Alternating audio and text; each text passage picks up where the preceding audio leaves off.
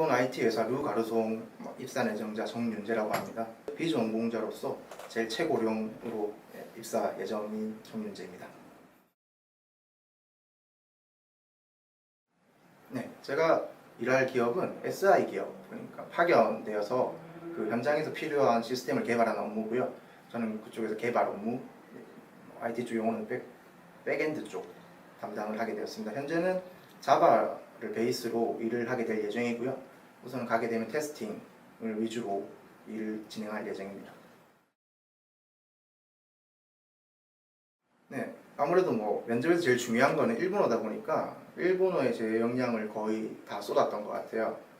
센터에서도 이제 물론 취업 시즌이 되면 회사 센터 생활 자체가 이제 면접 준비로 이렇게 흘러가는데 그 이후 시간에도 이제 저 같은 경우는 일본어를 처음 하다 보니까 고급반 친구들, 일본어가 좀 잘 되는 친구들에게 따로 부탁을 해서 면접을 좀 봐달라, 그리고 피드백을 좀 달라라고 해서 하루에 한두 명 이상은 잡아서 개인적으로 이렇게 면접 질문들 준비해서 이렇게 면접관식으로 실제 모의 면접 형식으로 거의 한 달 이상 준비를 그렇게 했었던 것 같고요.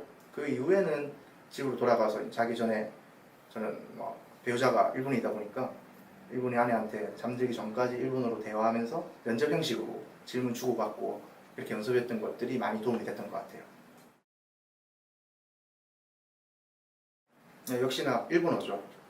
IT 같은 경우는 사실은 시험을 통과하는 게 쉽지 않을 뿐이지 본인이 나중에 프로그램을 만들 때는 시험이 아니기 때문에 인터넷상으로 접속해서 내가 쓰고자 하는 코드가 어떤 건지 확인하면서 할 수 있지만 일본어 면접 같은 경우는 그 자리에서 바로 해야 되고 면접관이 들었을 때 이 사람과 같이 일을 할 수 있겠는가, 모르는 부분이 있으면 내가 가르칠 수 있겠는가는 결국 다 일본어니까 일본어를 준비하는 부분, 그리고 회사 자료 같은 경우도 당연하게도 일본 기업을 준비하다 보니까 다 일본어로 되어 있기 때문에 그런 부분들이 일본어가 약하면 많이 힘들죠.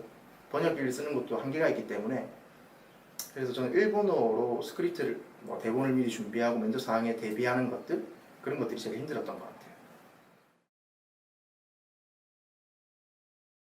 네, 물론 회사를 선택할 때 중요한 점들이 많겠지만 저에게 1순위는 일본 회사인 거였어요.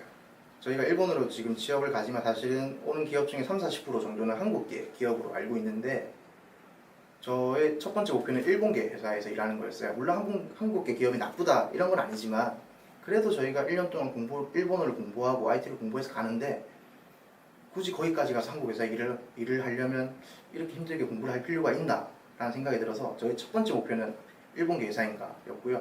두 번째는 배우자가 현재 도쿄에서 일하고 있기 때문에 도쿄에 있는 회사인가, 마지막으로는 회사가 성장 가능성이 있는가, 그래서 SI 기업, 파견 기업을 선택한 거고요. 성장 가능성이 좀 더 있다라고 생각을 해서 그렇게 준비를 했었습니다.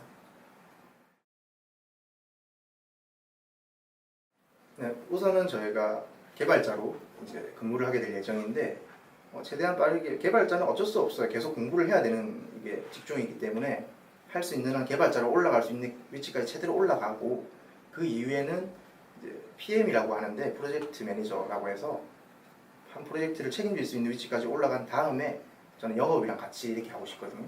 저는 이전에도 해외 영업을 했었기 때문에 영업적으로도 약간 메리트가 있는 것 같아서 물론 PM까지 가려면 한 7-8년 정도는 짧아도 잡아야 되는데 그렇게 일단은 커리어 플랜을 쌓고 있습니다.